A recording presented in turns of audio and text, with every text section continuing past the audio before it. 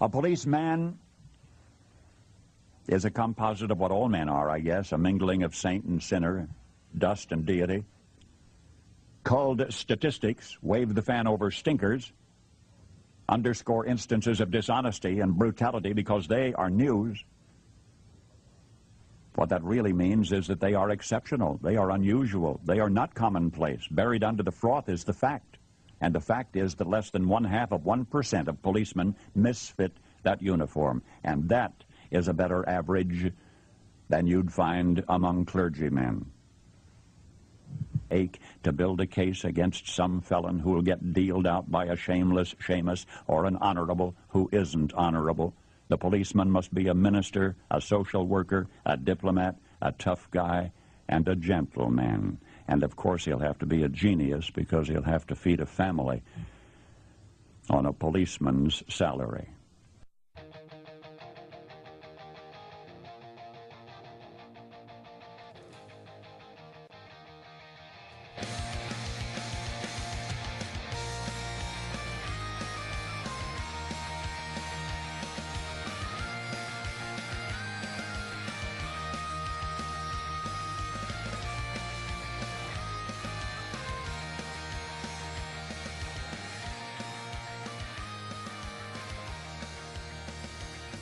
Wow.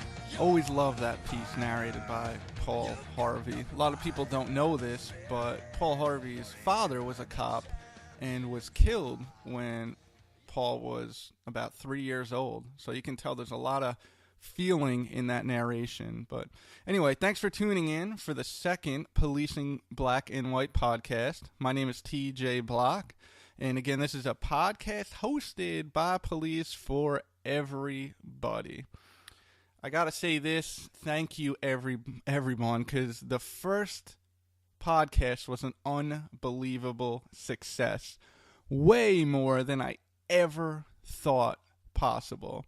You know, I knew there was a need out there for this, but I didn't think it was that big. I mean, we got 2,000 visits in under 2 days with over 3,200 listens. I mean, you can't ask for a better start. I mean, I know there's YouTube videos out there that have 1 million hits the first couple days, and yeah, those are unique and isolated, but this is a great start, and I could not be happier. So thank you, everyone. I've been contacted by some media and several companies that want to advertise with us too, and that's great because that means I can maybe put some financing into this little project, and I think you'll like the benefits from that. So, but let's be honest, I need all the help I can get. So anyone who's willing to put anything towards this, that's great. That's great.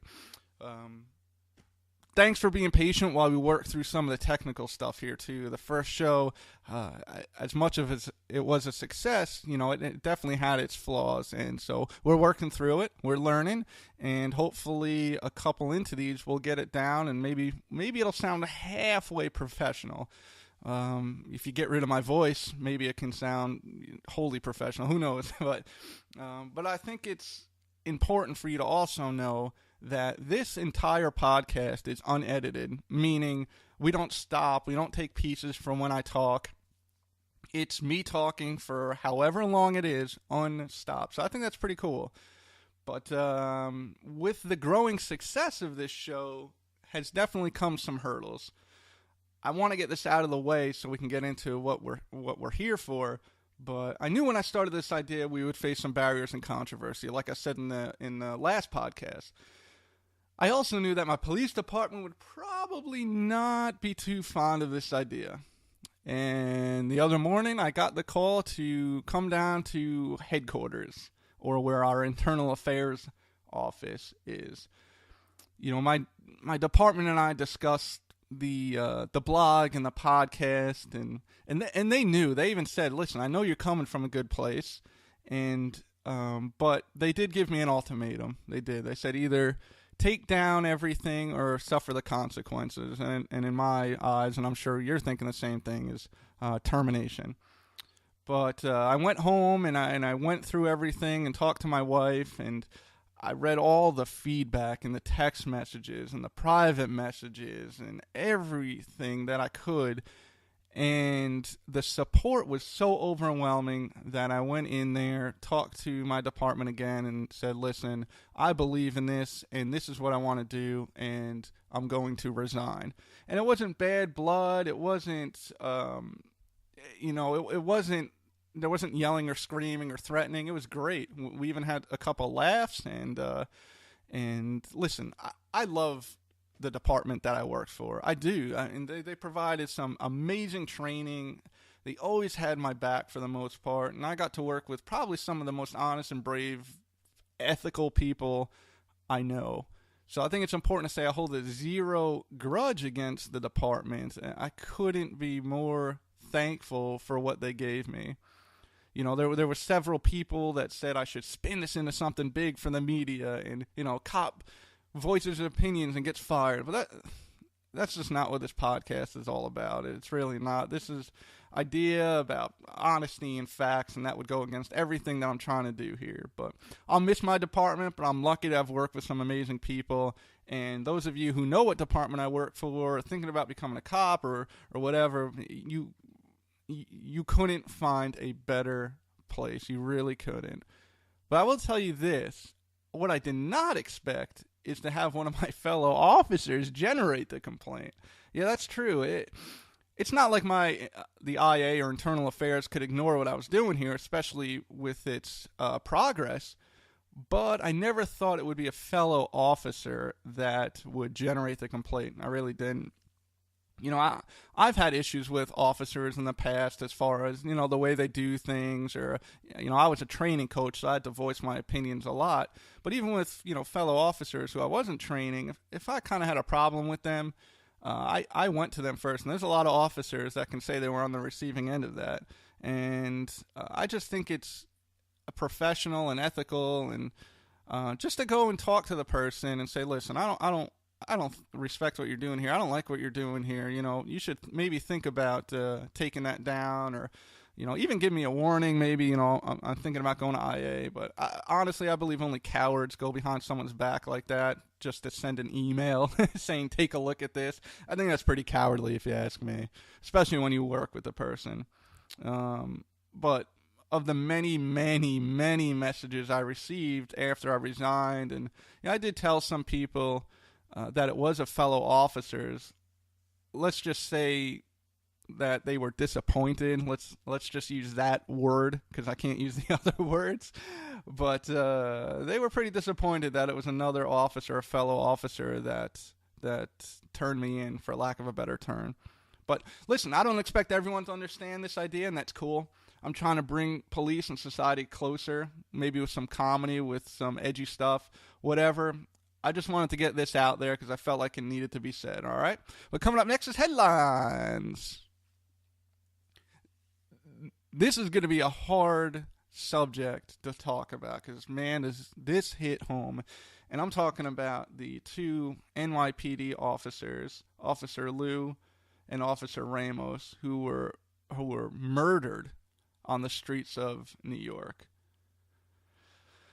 They were simply sitting in their car, doing something that every officer does every single day that's in patrol. They kiss their loved ones. I think Officer Liu was married 2 months ago, and Officer Ramos had a wife and 2 sons, I believe. And they kissed their loved ones and started their day probably like every other family in this country.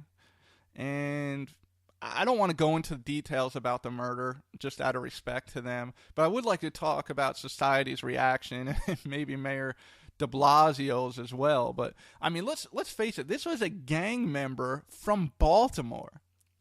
That disgusting piece of shit human decided to take 2 of New York's finest. I'll say it. I think this is more tragic than the Ferguson and Garner case. I really do. Because, Ferguson and Garner, they were there.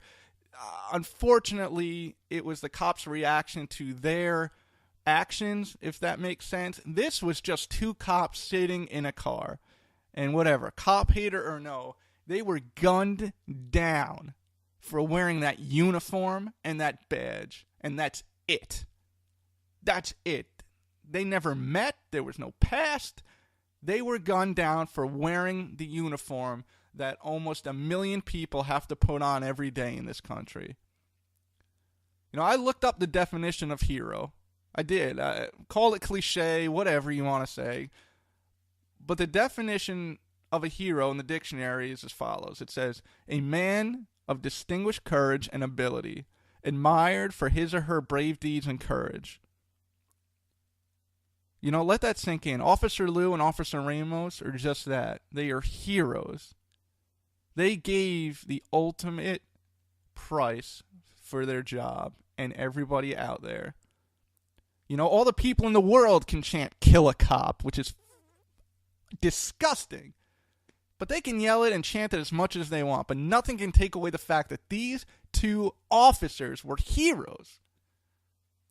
You know, I bet the word hero is rarely used to describe any of those people chanting, kill a cop. Fucking disgusting. You know, I laugh when I hear people call the most racist person on earth Al Sharpton a hero. I laugh out loud now. People think Al Sharpton is a hero? The man is the epitome of racist. If you're a fan of racism, yeah, he's your hero. Okay, by all means.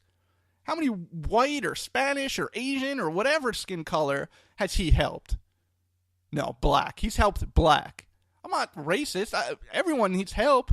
But imagine if there was, if I came out and said, you know, I'm going to give people advice, but only white people.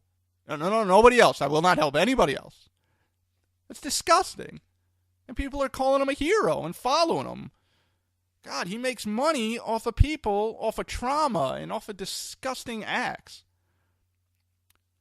And then you have Mayor de Blasio, who's divided the city of New York, especially during a time where maybe they could come together. There was no skin color involved here. There was no disagreement or a past between these cops and this shooter, like I said. This was cold-blooded murder. You know, politicians are so good at taking the middle road after they're elected, and the Mayor de Blasio pulls this bullshit. You know, he says cops need to work on using less force whenever possible. Give me a break. I know this happened before these two officers were killed, but give me a break. Mayor de Blasio, you don't think police try to use less force? Do you know how much paperwork goes with using force? I bet you don't. You know, think about how many tax dollars in New York go towards your security, Mr. de Blasio. If someone was pointing a gun attempting to kill you,